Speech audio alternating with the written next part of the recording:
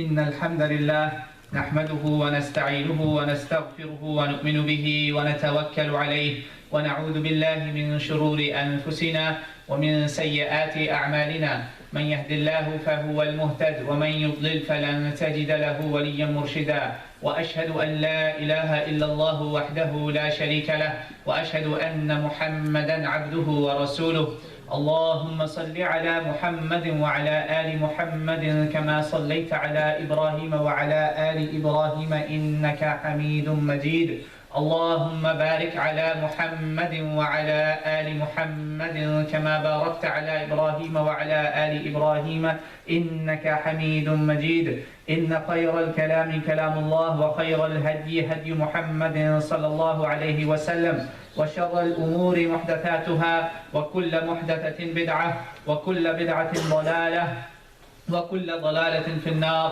قال الله تعالى في القرآن الكريم يا أيها الذين آمنوا اتقوا الله حق تقاته ولا تموتن إلا وأنتم مسلمون أما بعد فأعوذ بالله من الشيطان الرجيم بسم الله الرحمن الرحيم يا أهل الكتاب لا تغلوا في دينكم ولا تقولوا على الله إلا الحق إنما المسيح عيسى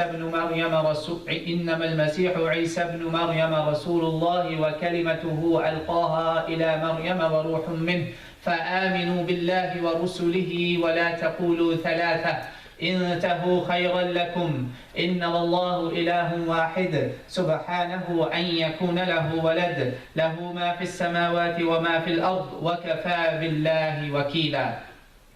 My brothers and sisters in Islam, I just recited before you one of the last ending verses of Surah An-Nisa, chapter 4 of the Quran, where Allah subhanahu wa ta'ala addresses the Jews and Christians, people of the scripture, with a very powerful message that goes hand in hand with the message that you hear and think over, or inshallah, hopefully, every day when you recite Surah Al-Fatiha. It goes hand in hand with that. Allah subhanahu wa ta'ala is telling both groups that, O people of the scripture, do not transgress in your religion and do not say anything about Isa, the son of Mary, except the truth. Do not say anything about Allah subhanahu wa ta'ala except the truth. And then he focuses on Isa, the son of Mary. He subhanahu wa ta'ala says, إِنَّمَا الْمَسِيحِ the Masih, Jesus, the son of Mary, Isa ibn Maryam, he is a messenger of Allah, prophet and messenger of Allah, a word from God that Allah subhanahu wa ta'ala put upon Mary. Allah told it to be, and she conceived him. It's by the word of Allah. And the soul that was breathed into him when Sayyidina Jibreel alayhi salam came and gave her the news. فَآمِنُوا بِاللَّهِ وَرُسُلِهِ then believe in Allah and His messengers. The messengers. And do not say that God is three. وَلَا تَقُولُوا ثَلَاثًا do not divide God in three parts. Father, Son, Holy Ghost. The Trinity. إِنْتَهُ خَيْرٌ لَكُمْ Allah says, stop from it. Make tawbah from it. Go away from this. Leave this thing. It is better for you. Why it is better for you? Because God Almighty, Ilah, your deity, the one you should love and worship and ask anything from, is only Allah. He's one God. Subhana. He is pure from this. He's not weak. He's not like you and I who need children, who need families to carry our names. He's not that. He's pure from all of that. He does not need a child. He's not depending on a child. He doesn't depend on it. Subhanahu wa ta'ala amma yasifun. Subhanahu wa ta'ala amma yushrikun. He is bari from all this shirk. He's bari from all these accusations. In fact, Allah subhanahu wa ta'ala says in Surah Maryam that you say, you people, He's addressing those who have made Jesus God. He says, you people say that God needs a son. لَقَدْ جِئْتُمْ شَيْئًا إِدَّا what a wicked and silly thing you have put upon God. The heavens and skies would shake and shatter, break into pieces, that He needs a son. He's that weak that He needs a son, a child, or more than one children. He doesn't need any of that. لَهُ مَا فِي السَّمَاوَاتِ وَمَا فِي الْأَرْضِ. In fact, everything that is in the heavens and earth that belongs to Him, they need Him. He doesn't need them. وَكَفَى بِاللَّهِ وَكِيلًا. And Allah Almighty is enough as a witness, as a testifier over this. Now, my brothers and sisters, Allah subhanahu wa ta'ala, going back to the very beginning of this verse, Allah subhanahu wa ta'ala said to the people of the book, scripture, Ahlul Kitab, that do not transgress, cross these boundaries in your religion. Al-ghulu. Ghulu is a big problem, my brothers and sisters. Ghulu is a problem that actually is a problem for Muslims as well. For us as well, it's a problem. Al-ghulu is called something when you cross the boundaries, when you give something that is more than what it's supposed to have. That is the idea of ghulu, transgression, transgressing the boundaries. All right? Something like, for instance, easy example is sunnah. If there is something as sunnah, make it as important as obligation. And I'll give you one example that Sahaba, when they saw a sunnah changing into as important as fard, they would stop it. Abdullah ibn Umar radiallahu anhuma, a scholar of Islam, son of Umar ibn Khattab radiallahu anhu, he saw that after Fajr, groups of people started coming to the masjid at the time of duha prayer. Duha, which is about 15-20 minutes after the sunrise, when those days they didn't have clocks, so you measure it with the spear length. If the sun is above a spear length, that is the time of duha. Just so you know, in case you are out somewhere and you don't know when is duha, you don't have your cell phones with you, you can tell by looking at the sun. Inshallah, if the sun is above a spear length, this is waqtul duha or salatul duha that you can pray. Or some people call it salatul shuruq. It's ba'd shuruq shams. Anyway, Abdullah ibn Umar saw people started coming. They were not even making a jama'ah, but all of a sudden he saw people started coming. And he noticed that what's happening here? That people especially making it a thing to come to masjid for duha. He said, get out of the masjid. He banned it. He said, you guys are making a bid'ah indeed. Rasulullah did not overemphasize the sunnah like that. Go pray it in your homes. He kicked them out. A nafil salah, sunnah, that was turning into as important as fard, like we do it for Fajr. I hope we will do it, inshallah, right? Very few of you I see in Fajr and Isha start coming, inshallah. So, a nafil was being emphasized like that, he stopped it. Now, another example, Salatul Tasbih. Salatul Tasbih, based on many riwayat, I know Shaykh Uthaymeen and Bin Baz have differed from it, but Shaykh Albani rahimahullah is one of the scholars who said there are shawahid, you can find it, that there are athar from the Salaf that they did pray a salah, a nafil salah called Salatul Tasbih. That's it. Now it is this thing, but when you make it into a mountain of things, convert Salatul Tasbih into a prayer that is being advertised. There are invitations going on that in my house there will be Salatul Jama'ah for Salatul Tasbih. All of you come to my house, or all of you come to masjid, we're going to make a Jama'ah of Salatul Tasbih. This is ghulu. This is ghulu. I hope everybody understands that. So easy, simple things that everybody can actually agree on, hopefully. This is no problem. When I get into the tough ones, then faces can change. Alhamdulillah. So testing your waters, about to. Tanqis. The opposite of ghulu is called tanqis. That is also dangerous in Islam. To reduce something from what it is actually at. Both are kufr, both are dalal. Both are very bad things, misguidances. They are the signs of disbelief, not the signs of Islam. Both. Mathalan, if we are required to pray 5 times a day, or 5 prayers, someone says, no, I can pray all 5 of them at the end of the day. And I've seen it. I've seen it, people do it. This is tanqis. This is called tanqis, reduction. Reduction, that's also dangerous. That's also a misguidance. May Allah save us from that. From both of those, inshallah. Kulluhum dalat. Now, let us take example of ghulu about events. certain events, celebrations. In 3 days, you're going to have Laylatul Isra wal Mi'raj, the night of Isra wal Mi'raj. And if someone says that this is ghulu, you're adding this in Islam, Rasulullah didn't do it, alayhi salatu wasalam. And I challenge anyone, you find me an evidence that Rasulullah celebrated a night where he did special nafil, special tahajjud, special qiyam, and all that, durus, and foods and dinners and this and that. Find me, please enlighten me. I would love to see it.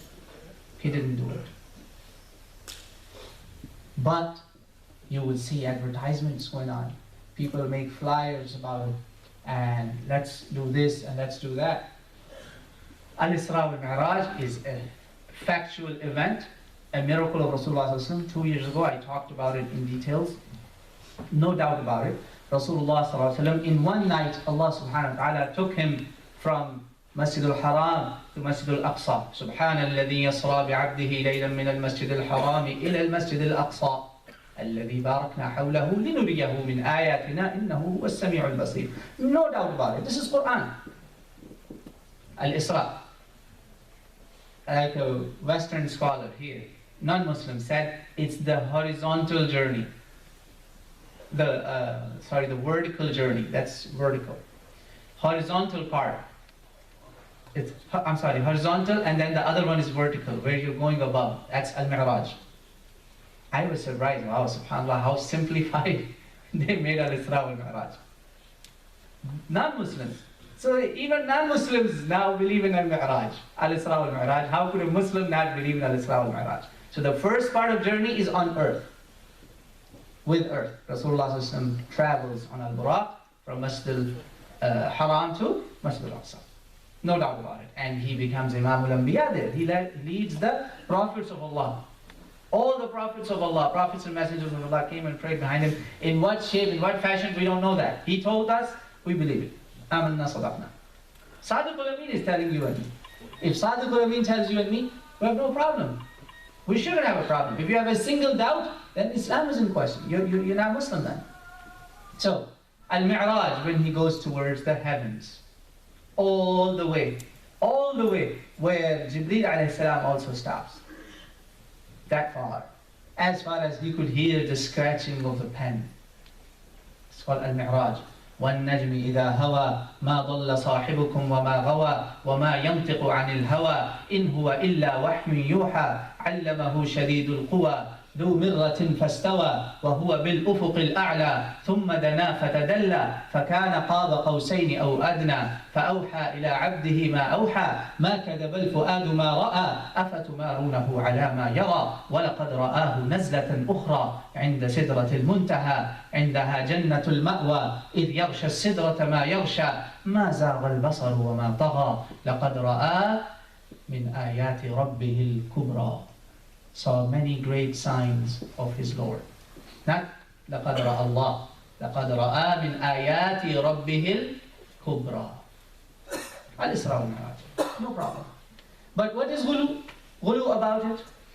Fabricated reports, incidents, other events that have nothing to do with Rasulullah or Isra wal-Mi'raj.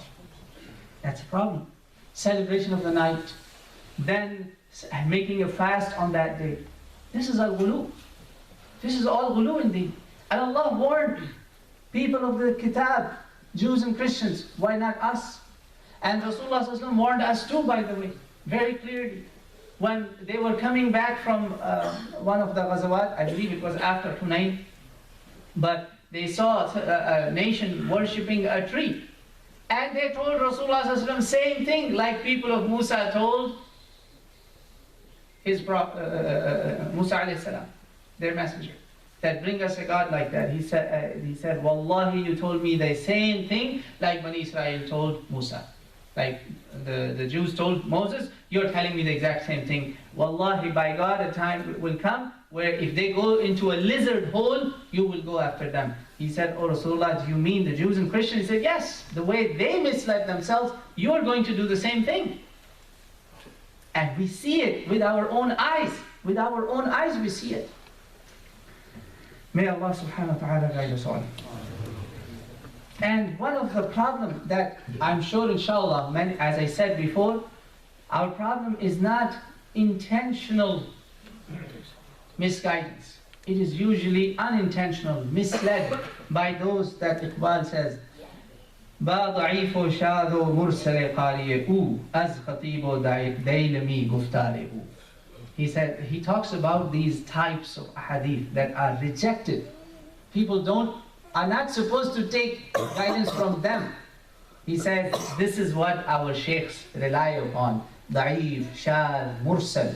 These are the categories of the unreliable reports of hadith. And he says, and then the books of Khatib al-Baghdadi and Dailami, this is what you are in love with. This is his Bayt Sha'ar al-Farsi. That is what misleads the common people who don't know. Let me tell you something. I would not talk about al-Isra wal-Mi'raj today or in this month, but because it is mansoob with this month, so that is why I'm talking about it, or something connected to it, although it's a little bit irrelevant. Let us go to this beautiful book about life of Rasulullah sallallahu alaihi wasallam, Sirat al-Nabi sallallahu alaihi wasallam, Zad al-Ma'ad fi Hadi Khayr al-Ibad. And those of our brothers and sisters who are from subcontinent, it has been translated. I found out not too long ago that it has a translation in Urdu and probably in English as well. So you can take a hold of that and read it, please. He says, Al-Juz al-Awwal, Safha 11. This is the Arabic numbering, the actual print that he wrote. Imam Ibn Qayyim al-Jawziyya, rahimahullah, he says, لم يكن دليل معلوم about Mi'raj. لا على شهرها ولا على عشرها ولا على عينها بل المنقول في ذلك منقطعة مختلفة. Whatever is being said about this, whether there is no evidence about month, about the ashara, about the date, no evidence we have. Whatever we have is the unreliable several reports that are disconnected. None of them reach back to the actual sources. ليس فيها ما يقطع به. Nothing is qat'i about this. Now we go into this. I brought one of the volumes. It's volume 7 of Fathul Bari. No scholar in the Ahlus Sunnah wal Jama'ah, at least I can say, any group, whether it's a subcontinent, Deobandi, Barelvi, Hanafi, whatever groups, or Shafi'i, Hanbali, they all go to this book when they want to understand Bukhari. It's called Fathul Bari, Sharh Sahih al-Bukhari. Volume 7. Ibn Hajar, rahmatullah alayhi, he's called Shaykh al-Islam in Hadith. Shaykh al-Islam of Hadith. So when we're talking about Rajab, it is related to Rasulullah sallallahu alaihi wasallam, so naturally it will be investigated. He says that Al-Isra wal-Mi'raj, when did it happen? He says some people say it happened even before Nubuwwah, which he doesn't agree with. He says some say it happened after Nubuwwah, وَلَكِنْ عَامْ قَبْلِ الْهِجْرَةِ. It happened after the prophethood, but the year before Prophet's migration. Some say كان في رجب. It was in Rajab. Some say that. He says some say كان في ربيع الآخر. Some say كان في رمضان. It is in Ramadan. And some say أو في شوال. Subhanallah. So he says you have so many different accounts of this event happening in different months that we don't have, just like Ibn Qayyim said, and they haven't met each other. It's not like they sat in the same place and wrote it together. They're apart from each other. He said there is no evidence that Prophet ﷺ did Mi'raj, went to Al-Isra wal-Mi'raj in the month of Rajab. But that, now this is ghulu now, making it in Rajab, making special celebrations, even fasting the next day. Please don't come back to me and say, what's wrong in fasting? Can I fast on the day of Eid?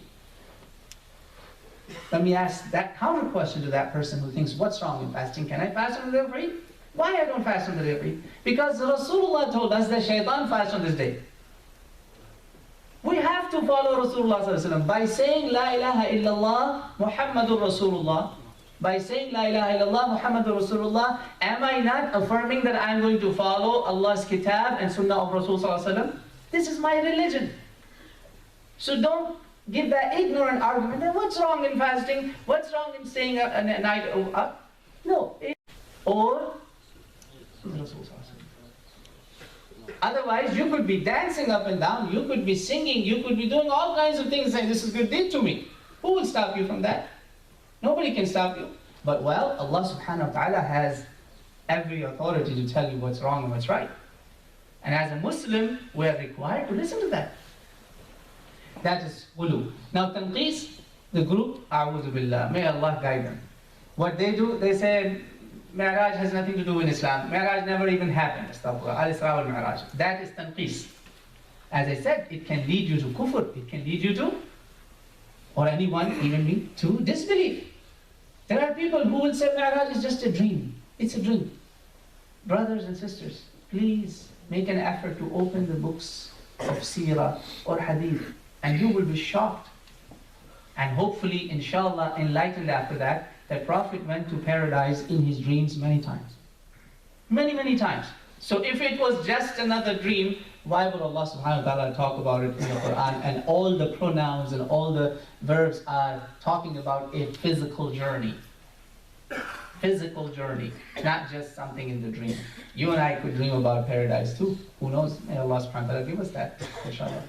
Give us a ziyarah, at least a sight of, or something of paradise, inshallah. A good dream is a part of nubuwwah. 46th part of nubuwwah, that believers, inshallah, of this ummah, Prophet's nation, will get good dreams, inshallah, if they are following the footsteps of Rasulullah. May Allah subhanahu wa ta'ala give us tawfiq of that. I have a request for brothers in the who are sitting, especially after 3rd and 4th row. If you could all please get up and start filling these empty gaps. I really appreciate it. If everybody could stand up, just if you would stand, you will notice how much space is generated. Fill the empty spaces, inshallah. أقول قولي هذا وأستغفر الله لي ولكم واستغفروه.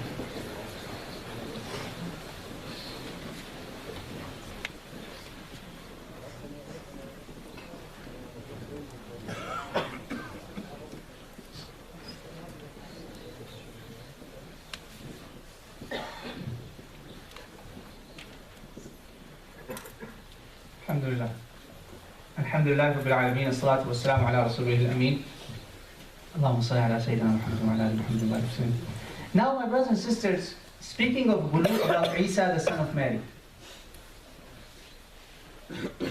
Ghulu of persons. Now we're coming on to persons. So you heard about different things in our deen, in general, sunan, fara'id.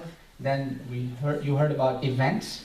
Now we're on to persons. And persons, we started with the example of Isa, and we're going to end with examples of Isa and others. Isa, subhanallah, to me, he's Nabi Madloom. Nabi Madloom. A prophet of Allah who's Madloom, who's been oppressed by either ghulu or by tanqis. People have wronged him. They've violated his rights, either by exaggerating him so high that they made him God, or belittling him so low that they called him a sorcerer. Two groups, and Islam is in the middle of these two extremes. One group made him God, part of Trinity. Some say he's part of Trinity, some say no, he is God himself. Some call him Son of God. All kinds of different exaggerations about him. And Allah warns them. Then we have another group. That's why Allah subhanahu wa ta'ala started with this. O Ahlul Kitab, don't say anything on Allah except the truth. And it was mentioning of our Jewish group. The Jewish group considers him a false Messiah, a false prophet, mother as a zania, astaghfirullah. Very insulting remarks. And those who spread bigotry about the Jews use this as an evidence. I don't want to use that. We're not spreading any bigotry here. I'm just telling you the view. Tanqis. And ghulu, making him God. Both groups. Allah says, stop. Intahi. Stop this. Similarly about persons. So Islam is in the middle. Islam preaches loving him, following his footsteps, like Rasulullah showed us the example of Isa. In looks, in outfit, in the outward, and inshallah in inward, Muslims follow Isa alayhi salam more than anybody else. Isa alayhi salam had a beard in all these paintings and pictures that they have of him. Muslims have beards. Muslims try to imitate Jesus a lot. And a lot of his good moral, good character. Prophet ﷺ revived it through his sunnah. Rasulullah revived it through his sunnah. Now we have another example of a person. So we are in the balance. Is our fourth Khalifa of Islam, Khalifatul Rashid, Ali ibn Abi Talib radiallahu anhu. I'll give you his own statement from Nahjul Balagha, volume number 3, page 306, the Sharh of Ibn Abi Talib. He's a Mu'tazili. He's neither Sunni nor Shi'i, and Al-Azhar at some point used this Sharh of Nahjul Balagha. He says, Ali, radiallahu anhu, that about me, 2 groups have destroyed themselves. They have destroyed their iman, 2 groups. Who's saying that? Ali himself. He says, one group that actually went so far in my love that they associated me with Allah. And the second group, he says, who went to bughd bighayr al-haq, just like Allah told about Isa, bighayr al-haq, without any right, without any justification. They went so far in my enmity that they also destroyed their akhirah. He said, people, I warn you to stay in the middle of these both extremes and hold on to that middle route about me. Love me, but don't make me God. And do not hate me like the others hated. So these 2 are examples of al-ghulu and al-tanqis. And actually, I'll close with this incident. He saw a group of people, Ramadan is coming. They were eating in the middle of the day. So he asked them, this is page 309 of volume 3 of Nahjul Balagha, of this Sharh. He says, are you travelers? Or you are sick? See, he's not going to pass fatwa right away. He's not like you and I, we pass fatwa right away. He asked, what's wrong with you? He says, nothing. No travelers, no sick. He says, so, hal antum ahlul kitab? Oh, you are ahlul kitab. Or you are a minority, non-Muslim, that are allowed to not fast and give jizya, now you're a tax-paying citizen, non-Islamic. He said, no. He said, then why? What's wrong with you? Why are you not fasting? They said, قالوا anta, you are our Rabb, and we believe in you, and that's why we think because of your belief we'll be saved. No hellfire will touch us. We're doing this. Allahu Akbar. When he heard this, he was on his horse from his fath. فَنَزَلَ عَلِي عَلَيْهِ السَّلَامُ عَنْ فَرْثِهِ. He came down from his horse. Literally, he laid on the ground and rubbed his foreskin, his cheeks, on the dirt. He says, وَيْلُكُمْ, shame on you, may the hell be to you. Why did you call me this? I am only a abd of Allah. I am abd min ibadi. I am a slave of Allah. You called me God? Fattaqullah, fear Allah, warji'u ila al-Islam. They refused. فَقَامُوا عَلَى الْكُفْرِ. In fact, they got firm on their disbelief that you are God and we will not listen to you. Astaghfirullah. So why he lay down? So that to show them that he's a humble servant of Allah. And he used the evidence of the Quran. He said, I go to bathroom, I eat food, I get hungry, I get hurt, I get physically attacked, I almost died in many battles. Why do you call me God? Make tawbah. But they refused. And actually he did iqamatul hadd on them, and he gave them all death penalty. And even when they were given death penalty, they still said, no, you're still God. A'udhu billah. This is ghulu. May Allah subhanahu wa ta'ala protect us from all kinds of ghulu, whether it's in any form of deen, whether it's about personalities, events, people. May Allah save us from that. May Allah make us true ummatun wasata, who is on justice, on truth, on balanced route, not on extremes of this side or that side. May Allah subhanahu wa ta'ala give us that. Allahumma arina al-haqqa haqqa warzuqna ittiba'a, wa arina al-batila batila warzuqna ijtinaba. Allahumma ahdina ala al-Islam. Allahumma ahdina ala as-sirat al-mustaqim, sirat alladhina an'amta alayhim, ghayri al-maghdubi alayhim wa ad-dallin. Ameen. اللهم انصر الإسلام والمسلمين، اللهم أعز الإسلام والمسلمين، اللهم أذل الشرك والمشركين، اللهم دمر كل أعداء الدين. قال الله تعالى في القرآن الكريم: إن الله وملائكته يصلون على النبي يا أيها الذين آمنوا صلوا عليه وسلموا تسليما. اللهم صل وسلم على نبينا محمد وعلى آله وأصحابه وبارك وسلم وأقيموا الصلاة.